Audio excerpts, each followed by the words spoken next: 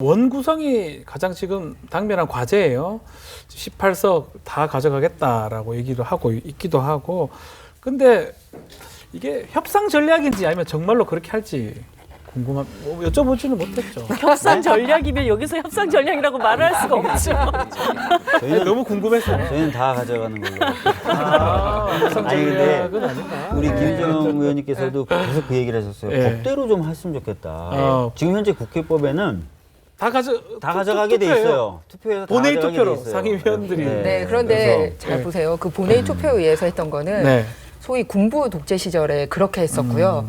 실제로 지금 민주당이 야당을 하고 있을 때 여러 가지 정치적인 협상을 통해서 협의를 통해 가지고 본회의 법안 가기 전에 서로 역할 분담을 해서 올려줬어요. 그리고 가장 큰 수혜를 입었던 게 바로 지금의 여당이 야당 생활을 하면서 그 첫 수혜를 봤었습니다.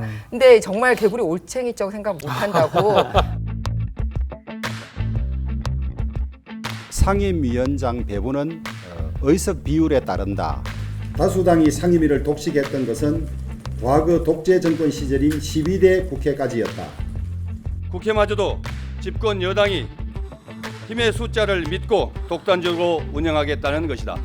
상임위원장 자리를 나누지 않고 책임을 모두 지는 원칙으로 돌아가야 된다라고 하는 것이 저는 또 하나 좋은 사례를 말씀을 드리고 싶은 게 뭐냐면은 돌아가신 노무현 대통령께서 그 2006년에 한참 국회 교착되고 막 하고 있으니까 이재호 원내대표한테도 이제 격려를 하고 야당 원내대표 하기 힘들죠 하고 그다음에 김한길 원내대표에게 양보해라 라고 직접 나서서 이렇게 물꼬를 터줬던 게 있습니다. 그래서 저는 얼마 전에 문재인 대통령께서 이 여야 지도부 국회 개원 전에 만나고 했던 거 굉장히 좋은 사인으로 보고 있습니다. 그렇게 대통령께서 이렇게 협치 이런 사인을 보여주고 있는데 오히려 여당에서 인해 전술을 펼치시겠다. 인해 전술. 제가 이제 조금 저도 한마디 좀 하고요. 편집해도 좋은데 제가 사실은 오늘 뭐 싸우는 자리는 아니라 그래서 거의 제가 말씀 안 드렸는데 싸운 자리는 아닙니다. 예. 제 건 편집해도 돼요.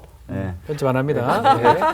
예. 천천히 기회 주시면 되고 제가 그냥 네. 하고 싶은 말씀 네. 좀 드리면 제가 발의한 국회법엔 그래서 패스트 전반적으로 국회 의사 일정을 신속하고 생산적으로 바꾸면서도 슬로우 트랙도 만드는 그런 게 있어요. 그래서 결정은 좀 다수결로 하고 그 과정에서 약간 수기가 더 필요하다. 다수가 원했지만 수기가 필요하다 그러면 수기 제도를 별도로 둬서 일부 법안에 대해서 수기를 좀 더 거치게 공개적이면서 좀 더 신중하게 판단하는 그런 트랙, 패스트 트랙 말고 그런 슬로우 트랙도 하나 만들고 그렇게 좀 국회가 바뀌는 게 좀 필요하지 않을까 싶고 특히 코로나19 이후에 세상이 완전히 바뀐다고 누구나 얘기하고 있어요. 네. 그러면 바뀌고 변화하는 사회를 쫓아가려면 법을 빨리 만들고 빨리 고쳐줘야 되는데 네. 매번 다 전원이 합의해야 된다?